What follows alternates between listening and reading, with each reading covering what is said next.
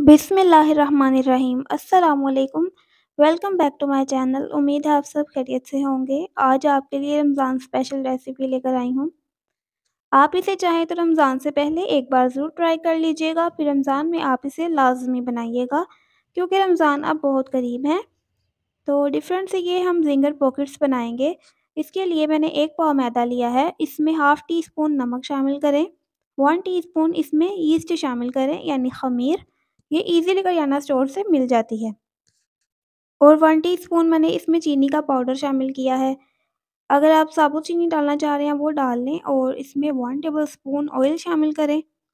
पहले इसको अच्छे से मिक्स कर लेंगे तमाम चीज़ों को और उसके बाद इसको हम नीम गर्म पानी से गूँदेंगे। सादे पानी से नहीं गूँदिएगा। नीम गर्म पानी से गूँदेंगे तो जल्दी से ईस्ट अपना काम शुरू कर देगी और डो को फुलाना भी शुरू कर देगी। डो हमारी तैयार है और मैंने इसको थोड़ा-सा हार्ड गूँधा है क्योंकि जो ख़मीर वाली डो होती है वो बाद में ज़्यादा सॉफ्ट हो जाती है। तो इस तरीके से हम इसको कवर करके 1.5 से 2 घंटे के लिए राइज़ होने के लिए रख देंगे। तब तक हम चिकन को मैरिनेट कर लेते हैं। तकरीबन 400 ग्राम चिकन है। बोनलेस चिकन की मैंने छोटे-छोटे से पीस कर लिए हैं। इसमें 1 टीस्पून हम नमक शामिल करेंगे, 1 टीस्पून इसमें लाल मिर्च का पाउडर शामिल करेंगे, हाफ़ टी स्पून इसमें काली मिर्च का पाउडर शामिल करेंगे, ज़ीरा पाउडर शामिल करेंगे हाफ़ टी स्पून, धनिया पाउडर शामिल करेंगे हाफ़ टी स्पून, 1 चुटकी इसमें मस्टर्ड पाउडर शामिल करें।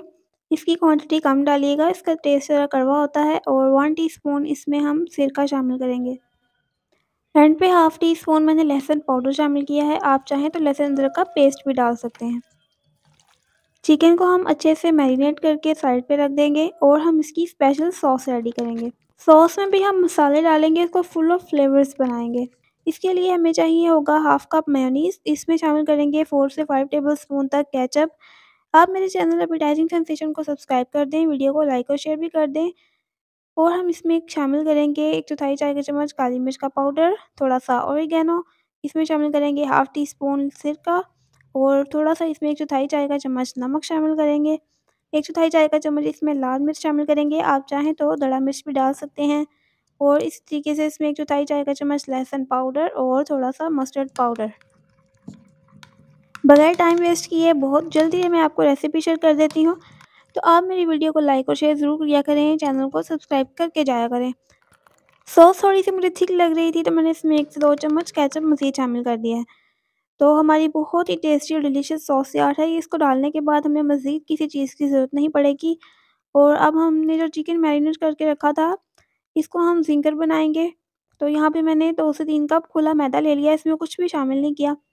मैदे के अंदर इसको कोट करेंगे, इसके बाद सादे पानी में डिप करेंगे और उसके बाद मैदे में दोबारा कोट करके जैसे ज़िंगर बनाया जाता है, इसको हल्का-हल्का सा जेंटली प्रेस करें और घुमाते जाएँ। इस तरीके से हमारी क्रिस्पी ज़िंगर जो हैं वो तैयार हो जाएँगे। अब इनको हम फ्राई कर लेंगे।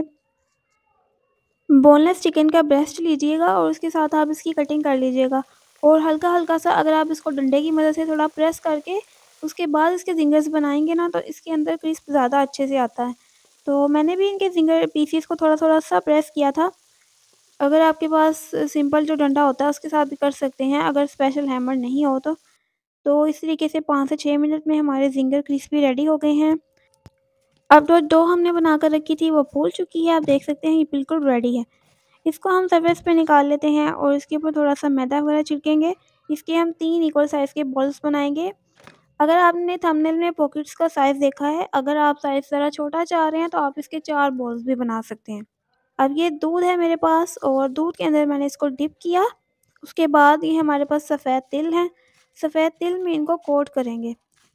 इसमें अच्छी क्वांटिटी में तिल जो हैं वो यूज़ होंगे, लेकिन इसका जो ज़ायका है वो इतना शानदार होगा। एक बिल्कुल न्यू टेस्ट और न्यू रेसिपी है, आप ज़रूर ट्राई करिएगा। अच्छे से बस इसमें कोट करने के बाद हम इसको खुश्का डालेंगे, थोड़ा-थोड़ा इसके ऊपर खुश्क मैदा डालेंगे और इसको नरम हाथों के साथ हमने बेलना है। पहले हाथ से थोड़ा-सा प्रेस करके फैला लें, उसके बाद नरम हाथों से बेलेंगे।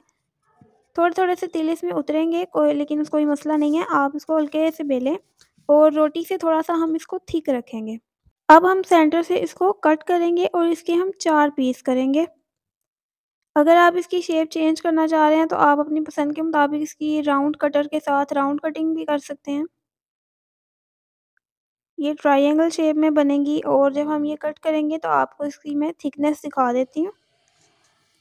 अब इनको फ्राई करेंगे और फ्राई करने की मैं आपको टिप दे दूँ, ऑयल को अच्छे से गरम करिएगा, उसमें डालकर इसको चम्मच के साथ हल्का-हल्का जेंटली प्रेस करिएगा। जैसे हम पूरी बनाते हैं, गोलगप्पे बनाते हैं तो हम प्रेस करते जाते हैं।